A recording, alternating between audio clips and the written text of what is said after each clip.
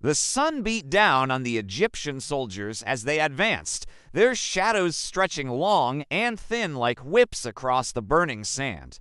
Their pharaoh, Ramesses the Pigeon, was leading them into battle? He wore the royal crown, a tall, magnificent headdress that proclaimed his divinity. But today, it was overshadowed by the grim mask he also wore, the mask of a baboon god. It was a terrifying visage, intended to strike fear into the hearts of their enemies. The Egyptians were marching to war, and with them, they carried the gods. They believed their pharaoh was a god, a living embodiment of the divine. It was a test of faith. The Hittites, with their chariots and cavalry, were a formidable force, but the Egyptians held firm. Their shields formed a wall of defiance, their spears danced like flames in the wind, and their determination never wavered. Their pharaoh, Ramesses the Pigeon, stood amidst the carnage, his golden armor gleaming like a god of war. He had won, but at what cost? Some clutched scepters, others brandished shields emblazoned with the eye of Ra. But even gods could be challenged, and as Ramesses looked out over the battlefield, he saw not just the bodies of his enemies. The desert wind held around him, carrying the scent of blood and death. The sun, once a source of life, now seemed like a malevolent eye staring down at the carnage. But the souls of his own men, lost forever to the desert sands, they were the voices of the gods, rallying the troops, bolstering their courage, and cursing the enemy.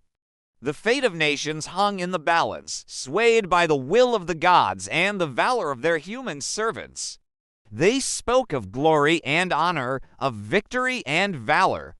But beneath it all, there was a deeper, darker truth. They spoke of the terrible cost of war, of the lives shattered and the souls lost. Every step they took was a prayer, every movement an offering to the gods. They weren't fighting for land or treasure or power. They were fighting for the gods to spread their influence and punish those who opposed them. The pharaoh, the conqueror, the supposed instrument of divine justice, was shaken to his core, for in the face of death, no crown could help him, no god could protect him. He was utterly alone. And when he went into battle, the gods went with him, not in temples or on altars, but right alongside him, sharing his victories and his pain. They had attacked their people and defaced their temples. Now, under the blazing sun, the Egyptians prepared to teach them a lesson they would never forget. Each soldier felt the god's presence beside them, urging them on, lending them strength. This wasn't just a war, it was a divine intervention. The Egyptians were merely instruments of the god's wrath. The Egyptians believed their gods were more than just powerful, they were personal.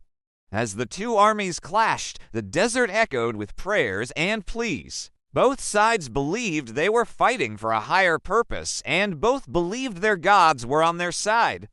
The Egyptians fought with the fury of a cornered lion, defending not just their pharaoh, but their very way of life. They cared about the battles their people fought, the triumphs they achieved. This wasn't just a war, it was a holy crusade sanctioned by the gods themselves. As the army moved, priests followed close behind the ranks, carrying their own gods in the form of amulets and statues. Their opponents, the Hittites, had mocked the Egyptian gods. When Ramesses the Pigeon raised his sword, it was as if Ra himself was commanding the attack.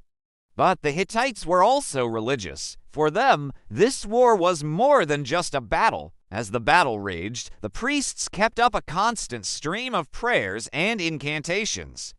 It was a brutal dance of death and destruction, of faith and fanaticism. But in the end, it was the Egyptians who prevailed.